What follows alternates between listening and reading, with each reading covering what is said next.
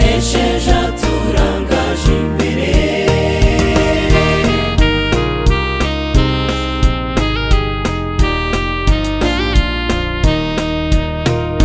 hari igihe rimwe na rimwe ibibazo bikorwa gitumo kumva radira bite ibindi wiringiraga ukumva byabaye umuyonga bikagutera kwiheba. Satani reka kwibeshya, wahereye ku bakurambere Adamu na Eva urabacumuza wibwira ko batazatabarwa, ariko Yesu yaramarutse Karuvali turacungurwa, ikuzima ko muri mfunguzo ijuru turaritashye.